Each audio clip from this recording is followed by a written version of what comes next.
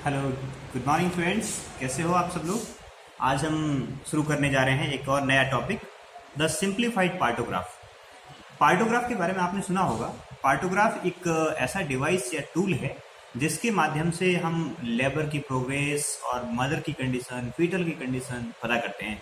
तो इसके अंदर से बहुत सारे क्वेश्चंस होते हैं जो बनते हैं, आपके नॉट सेट एग्जाम में आते हैं, आपके दूसरे जितने भी नर्सिंग के कंपटीशन एग्जाम में उसमें आ रहे हैं। राजस्थान की अभी एएनएम और जीएनएम की कॉन्टैक्ट बेस की जो भर्ती निकली है उसमें इसमें से बहुत क्वेश्चन आने की संभावना है। तो मैं आपको सिंप्लीफाइड पार्टोग्राफ क्या होता है और उसको किस तरह से प्लॉट करते हैं, इसमें से कौन कौन से क्वेश्चंस बनेंगे, उन क्वेश्चंस के बारे में भी अपन बात करेंगे। चलिए फिर स्टार्ट करते हैं कि सिंप्लीफाइड पार्टोग्राफ क्या होता है और किस तरह से भरते हैं। ये आप देख पा रहे हैं कि ये सिंप्लीफाइड पार्टोग्राफ है जो कि डब्ल्यूएचओ द्वारा डिवाइस किया गया है। तो अपन सबसे पहले बात करेंगे कि पार्टोग्राफ को डिवाइस किसने किया था। सबसे पहले जो डिवाइस किया था, इसको डिवाइस्ड बाय फ्राइडमैन।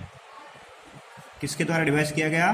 फ्राइडमैन के द्वारा 1954 में। तो ये पहला क्वेश्चन हो गया आपका। 1954 के अंदर फ्राइडमैन द्वारा इस पार्टोग्राफ को पहली बार डिवाइस किया गया था लेबर की प्रोग्रेस पता करने के लिए। फिर उसके बाद ये सिंप्लीफाइड होता गया और वर्तमान में जो है वो डब्ल्यूएचओ का जो सिंप्लीफाइड पार्टोग्राफ है वो ये चलता है। इस पार्टोग्राफ से अपन क्या क्या पता कर सकते हैं? इस पार्टोग्राफ से आप मुख्य रूप से 3 कंडीशन पता कर सकते हैं। Number 1, fetal condition. सबसे पहले आप फीटल कंडीशन पता कर सकते हैं। नंबर 2, इससे आप लेबर प्रोग्रेस पता कर सकते हैं, लेबर प्रोग्रेस। और नंबर 3, आप इससे मैटरनल कंडीशन पता कर सकते हैं, मीन्स माँ की दशा कैसी है वो भी आप पता कर सकते हैं। और नंबर 4, इसमें आपने कोई इंटरवेन किया है, कुछ आपने मेडिसिन लगाई है, कुछ काम किया है उस पर, तो उस इंटरवेंशन का भी पता लगता है। तो इसमें मुख्य रूप से 4 चीज़ें हैं।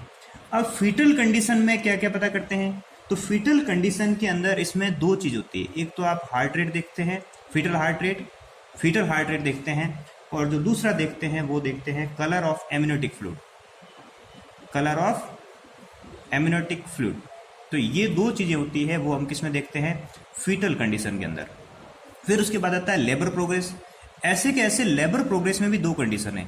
इसमें एक देखते हैं सर्विक्स डायलेशन, सर्विक्स का डायलेशन देखते हैं, और दूसरा देखते हैं यूटेराइन कॉन्ट्रैक्शन। तो आपसे क्वेश्चन ये पूछा जाएगा कि फीटल कंडीशन में आप क्या क्या देखते हैं। तो आप इसमें पार्टोग्राफ पे तो एक तो फीटल हार्ट रेट देखी जाती है और एक कलर ऑफ एमनियोटिक फ्लूइड देखा जाता है। और जो लेबर प्रोग्रेस है उसमें क्या देखते हैं? तो उसमें सर्विक्स डायलेशन और यूटेराइन कॉन्ट्रैक्शन दोनों देखे जाते हैं। फिर आती है मैटरनल कंडीशन। इस मैटरनल कंडीशन में 3 चीज़ होती है। एक होती है पल्स, दूसरा होता है बीपी, और तीसरा होता है टेम्परेचर। तो ये 3 चीज़ होती है, वो उसमें अपन पता करते हैं मैटरनल कंडीशन में। और फिर लास्ट में होता है इंटरवेंशन में जो आपने किया है वो उसके ऊपर लिखा होता है।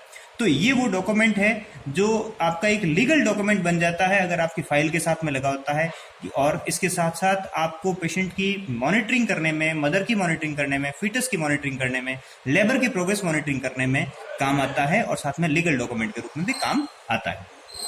अब इसको प्लॉट करने में अपने को कुछ चीज़ें और ध्यान में रखनी है कि ये जो आपने नोट किए हैं कि ये चीज़ें देखते हैं, तो इनका टाइमिंग क्या होता है, किस टाइमिंग पर भरते हैं, कितने कितने ड्यूरेशन के इंटरवल से भरते हैं। तो जो फीटल हार्ट रेट होती है वो एवरी 4 आवर्ली भरते हैं, एवरी हाफ आवरली, हर आधे घंटे से अपन इसको भरते हैं। फिर उसके बाद होता है कलर ऑफ एमनियोटिक फ्लूइड भी हाफ आवरली देखते हैं आपको। फिर उसके बाद आता है हाफ आवरली देखने वाली और चीज़ें कौन सी होती है? यूटेराइन कॉन्ट्रैक्शन जो होते हैं वो भी आप हाफ आवरली देखते हैं। फिर उसके बाद पल्स, मदर की पल्स, वो भी हाफ आवरली देखते हैं। तो ये 4 चीज़ें आपकी हाफ आवरली देखी जाती है। Fetal heart rate, colour of amniotic fluid, uterine contraction और पल्स। आपको ये देखना है, क्वेश्चन ये पूछा जाएगा कि निम्नलिखित में कौन सी होती है, वो आधे घंटे से देखी जाती है। तो ये आपकी जो 4 चीज़ें हैं वो आपकी आधे घंटे के इंटरवल से देखी जाती है। फिर रह गया सर्विक्स डायलेशन, देन उसके बाद मैटरनल बीपी और टेम्परेचर। ये जो होते हैं ये तीनों देखे जाते हैं 4 आवरली। ये तीनों देखे जाते हैं 4 आवरली। तो आपको ये ध्यान में होना चाहिए कि कितने कितने इंटरवल से इनको रिकॉर्ड करते हैं। अब इसके बाद इनको जो होता है, जब आप भरना स्टार्ट करेंगे तब आप, तो इसमें सबसे पहले क्या चीज़ ध्यान में रखनी है, यहाँ से कुछ क्वेश्चन और आते हैं। तो सबसे पहली चीज़ ये होती है कि आपको भरना कब है। नंबर 1, ये पार्टोग्राफ तब भरा जाता है जब जो केस होता है वो आपका प्रेग्नेंट लेडी है वो एक्टिव लेबर में। Active labour means first stage में 4 सेंटीमीटर डायलेशन या उसके बाद। तो पहला तो ये है 4 सेंटीमीटर और मोर डायलेशन। जो पहली चीज़ है वो आपको ध्यान में ये रखनी है कि आपको 4 सेंटीमीटर पर भरना है। ये बहुत इंपॉर्टेंट क्वेश्चन है कि कब भरना शुरू करते हैं, 4 सेंटीमीटर या उसके बाद अगर आपके पास केस आता है तो उस समय जब आए तब, मीन्स मिनिमम आपको 4 सेंटीमीटर का ध्यान रखना है कि इससे पहले आप नहीं भर सकते। इसको एक्टिव फेज में भरा जाता है। दूसरा ये होता है कि जब आप भरेंगे तो इसकी जो स्टार्टिंग होगी वो हमेशा अलर्ट लाइन से होगी। किससे होगी? अलर्ट लाइन से। आप इसमें देख सकते हैं कि इसमें आपको दे रखा है, एक तो अलर्ट लाइन है और दूसरी एक्शन लाइन है। इस अलर्ट लाइन का मीन ये होता है कि आप सावचेत होकर यहाँ से आप सावधान हो गए हैं और यहाँ से आपने भरना स्टार्ट किया है। तो पहली जो चीज़ होती है वो अलर्ट लाइन होती है और दूसरी जो लाइन होती है वो एक्शन लाइन है। अगर हमारा ग्राफ इस एक्शन लाइन को क्रॉस करता है तो ये इंडिकेट करता है कि आपको एक्शन लेना है। मीन्स इस जहाँ भी नेक्स्ट स्टेज पर जहाँ इसका सिजेरियन होगा या जो कुछ भी होगा वो प्रोग्रेस ठीक नहीं कर रहा है और उसमें एक्शन लेने का समय होता है। और एक क्वेश्चन और बनता है कि जो अलर्ट लाइन और एक्शन लाइन है इन दोनों के बीच 4 घंटे का अंतराल है। देख सकते हैं आप, ये 1 आवर, 2 आवर, 3 आवर और 4 आवर। तो आप ये ध्यान में रखना है अलर्ट और एक्शन के बीच में, है ना, एक्शन लाइन के बीच में कितने आवर का इंटरवल है। तो ये 4 आवर का इंटरवल है। एक और क्वेश्चन बन गया आपका, है ना, कितने आवर का? 4 आवर का इंटरवल है। तो ये आपको 2 चीज़ बहुत इंपॉर्टेंट ध्यान रखनी है। 4 सेंटीमीटर से स्टार्ट करना है और अलर्ट लाइन जो होगा उससे स्टार्ट करना है। सबसे पहले आपकी जो होगी मार्किंग होगी वो अलर्ट लाइन पर होगी, उससे आपको स्टार्ट करना है। तो अब हम एक एक कंडीशन को समझते हैं कि सबसे पहले आपको क्या भरना है, सर्विक्स डायलेशन ही भरना है। अलर्ट लाइन से स्टार्ट करना है, सर्विक्स डायलेशन ही भरना है। सपोज दैट आपके पास कोई केस आया और उसका सर्विक्स डायलेशन 4 सेंटीमीटर था। आप यहाँ से देख सकते हैं ये सर्विक्स डायलेशन का है। सारी चीज़ एक बार वापस से बता देता हूँ। ये फीटल हार्ट रेट का है पूरा का पूरा, उसके बाद ये एमनियोटिक फ्लूइड का है, देन ये सर्विक्स डायलेशन का है, देन सर्विक्स डायलेशन के साथ और जो टाइम दे रखा है आपको, है ना, टाइम जो ये देख सकते हैं, ये आपका 1 घंटा, ये 2 घंटा, 3 घंटा, इस तरह से ये ड्यूरेशन दे रखा है। और इसके बीच में जो ये आधी लाइन है जो आ रही है बीच में हाफ में, ये हाफ आवर की है। मीन्स ये हाफ आवर, ये 1, ये 1.5, ये 2, इस तरह से आप देख सकते हैं। ये जो छोटे कॉलम है वो हाफ आवर के हैं और बड़ा कॉलम है वो 1 आवर का है। उसके नीचे कॉन्ट्रैक्शन दे रखे हैं पर 10 मिनट, कितने आ रहे हैं वो देखने हैं। उसके नीचे जो इंटरवीन की बात कर रहे थे कि कोई ड्रग्स या आईवी फ्लूइड दिया है तो वो मेंशन करना है। और उसके बाद जो मैटरनल कंडीशन है उसमें पल्स, बीपी दे रखे हैं और सबसे नीचे टेम्परेचर दे रखा है। तो ये सारे के सारे अपने को भरने होते हैं। लेट्स स्टार्ट कि अगर 4 सेंटीमीटर डायलेशन है तो 4 सेंटीमीटर डायलेशन, तो आप देख सकते हैं कि ये 4 सेंटीमीटर है तो आप यहाँ पर क्रॉस लगा देंगे। आप ध्यान रखिए, सर्विक्स डायलेशन जब भर रहे हो तो क्रॉस लगेगा। और मैंने कहा था कि एक तो 4 सेंटीमीटर से भरना है, दूसरा आपको मैंने बताया था कि आपको अलर्ट लाइन को टच करना चाहिए। तो इस तरह से ये आपका जो मार्किंग है वो अलर्ट लाइन को टच कर रही है। ये एक 4 सेंटीमीटर की बात थी। अगर 4 सेंटीमीटर पे ना होके केस मान लिया कि लेट आया आपके पास 5 सेंटीमीटर पे, 6 सेंटीमीटर पे या 7 सेंटीमीटर पे, और कई बार फुल डायलेशन में हमारे पास केस आता है, तब इसकी जो प्लॉटिंग है वो कहाँ करेंगे? तब इसकी जो प्लॉटिंग होगी वो, जैसे कि कोई 7 सेंटीमीटर पे आया है तो आप सबसे पहले देखिए ये 7 है और ये 7 जो होता है वो अलर्ट लाइन को यहाँ टच कर रहा है, अलर्ट लाइन को यहाँ टच कर रहा है। तो जहाँ जो जितने सेंटीमीटर अलर्ट लाइन को टच करे वहाँ आप क्रॉस लगाएंगे। इसी तरह अगर 8 होता तो आप यहाँ क्रॉस करते और मान लिया फुल डायलेशन होता तो आप यहाँ पर क्रॉस करते। तो अपन उस केस को लेके चल रहे हैं जो 7 सेंटीमीटर वाला था। मान लिया इसको डिस्कस करते हैं अपन। अगर 7 सेंटीमीटर डायलेशन था तो आपने यहाँ क्रॉस लगा दिया और इसके नीचे आप टाइम लिखेंगे जितने बजे केस आया है। सपोज दैट सुबह 9 बजे का केस आया है तो आप यहाँ लिख देंगे 9 AM। ठीक है, ये 9 AM आपने लिख दिया। ये कितने बजे था कि 9 बजे, और डायलेशन कितना था इससे आप पता कर सकते हैं कि 7 सेंटीमीटर है। और इसके बाद आप टाइम मेंशन कर दो, ये हर घंटे के अंतराल से 9, 10, 11, 12, 1 PM, 2 PM, 3 PM आपने इस तरह से टाइम मेंशन कर दिया। अब आप समझ सकते हैं कि ये 9 है और ये 10 है, तो बीच वाली लाइन 9:30 की होगी। ये 10 और ये 11 है, तो बीच वाली लाइन 10:30 की होगी। ये 11:30 है, ये 12 है और 12:30, इस तरह से ये टाइम आपका मेंशन हो गया। अब इस समय आपको और दूसरी चीज़ें भी भरनी है। तो इस समय आपने दूसरी चीज़ें देखी, आपने सर्विस डायलेशन देख लिया और सर्विस डायलेशन आपने भर लिया। उसके बाद आपको देखना है कि इस टाइम जब सर्विस अपने पीवी करके सर्विस डायलेशन पता किया, तो इस समय साथ साथ ये भी पता चल गया कि इस समय एमनियोटिक फ्लूइड का कलर कैसा था। एमनियोटिक फ्लूइड के कलर के लिए मैं आपको बता दूं कि अगर मेम्ब्रेन है, क्या भरोगे इसमें? अगर मेम्ब्रेन अगर इंटैक्ट है, अगर मेम्ब्रेन रप्चर नहीं हुई, इंटैक्ट है, तो आप आई लिखोगे। अगर फ्लूइड है वो रप्चर हो गई मेम्ब्रेन और फ्लूइड क्लियर आ रहा है, तो सी भरोगे। अगर वो ब्लड स्टैंड आ रहा है तो इसमें आप बी मेंशन करोगे। अगर मैकोनियम स्टैंड आ रहा है तो आप उसमें एम मार्क करोगे।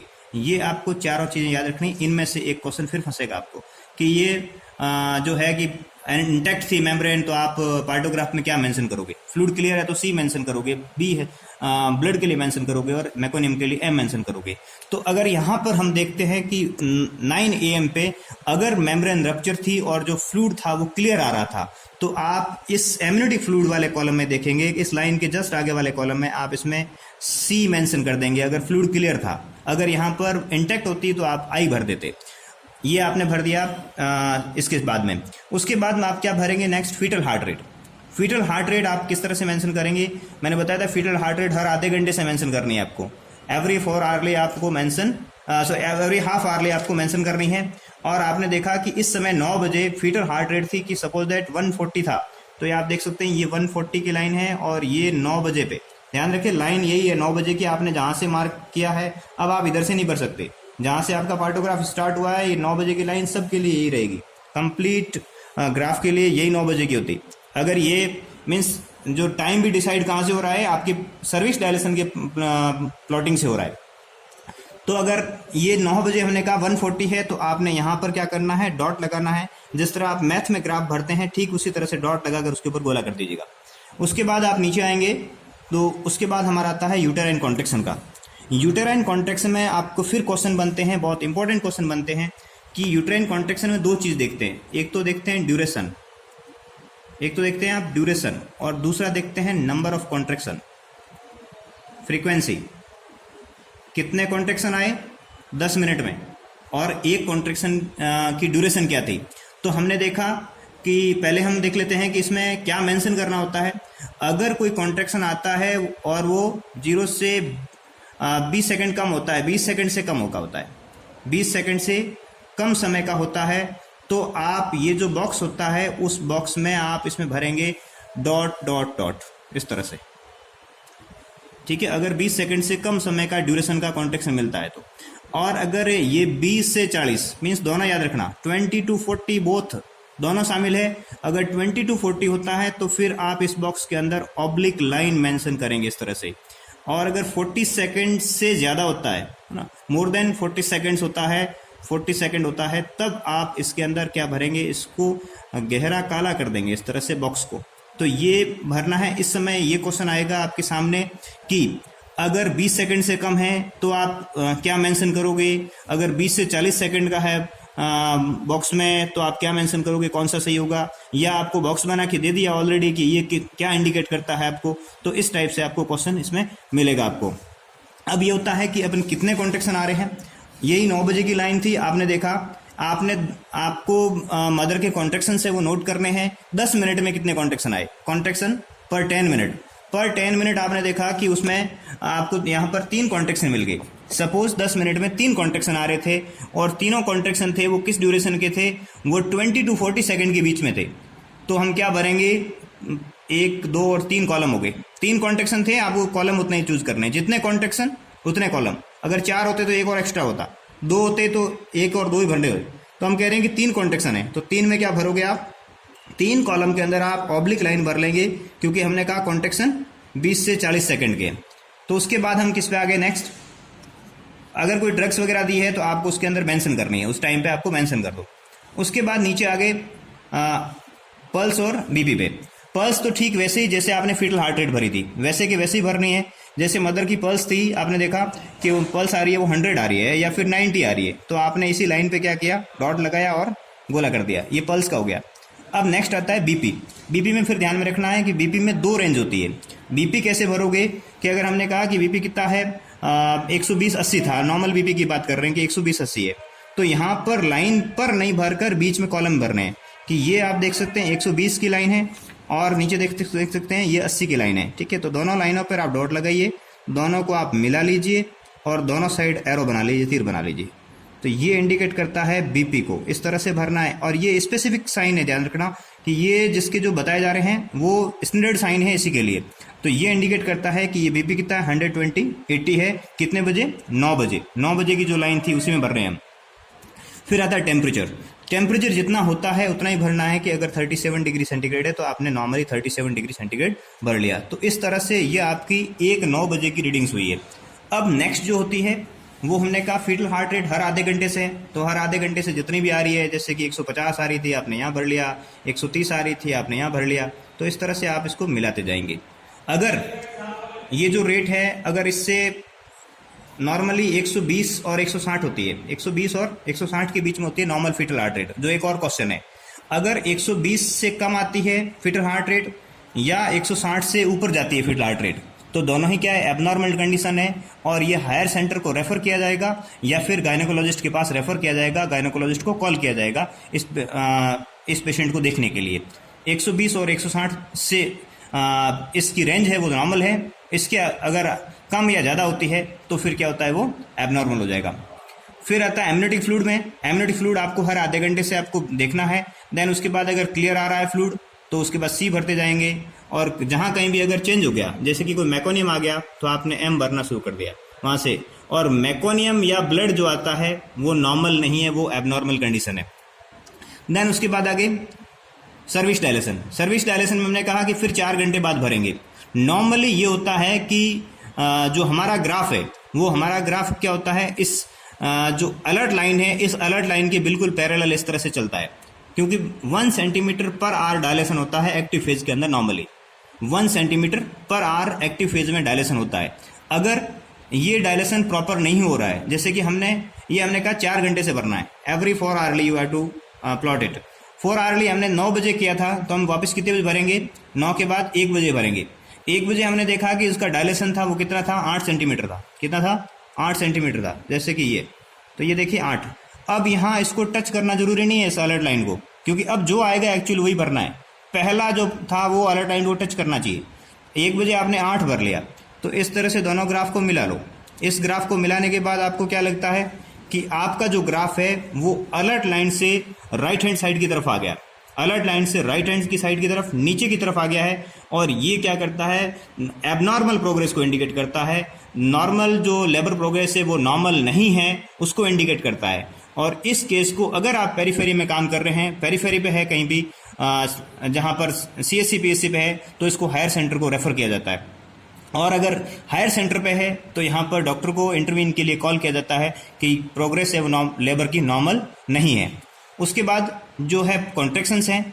एक और चीज़ होती है कि कॉन्ट्रैक्शन अगर आ ही नहीं रहे हैं, कॉन्ट्रैक्शन रिड्यूस हो गए हैं, तो ये प्रोग्रेस नहीं कर रहा है, वैसे भी नॉर्मल की तरफ है वैसे। और अगर मीन्स इसको वेट करना होगा, क्योंकि कॉन्ट्रैक्शन नहीं आ रहे हैं तब तक वेट करो, या फिर फुल टर्म में है तो फिर डॉक्टर को कॉल करना होता है। और अगर कॉन्ट्रैक्शन स्ट्रांग होते जा रहे हैं और डायलेशन नहीं है, तो फिर आपको क्या करना है, वैसे भी इसको एक्शन में लेना पड़ेगा और इसको रेफर करना पड़ेगा हायर सेंटर को, क्योंकि कॉन्ट्रैक्शन तो आ रहे हैं लेकिन सर्विस डायलेशन नहीं हो रहा है, तो ये एबनॉर्मल हो जाता है। ये आपको इंटरवीन करने के लिए हो जाता है। देन उसके बाद फिर वापस पल्स वही आप आधे घंटे से भरते रहिएगा इस तरह से। नॉर्मल जो होती है वो उसको अगर इससे ऊपर नीचे जाती है तो फिर नॉर्मल रेंज से ऊपर जाती है, नीचे जाती है, तो फिर उसके बाद ये रेफर करने वाली कंडीशन होती है। उसके बाद बीपी होता है वो हर 4 घंटे से भरना है।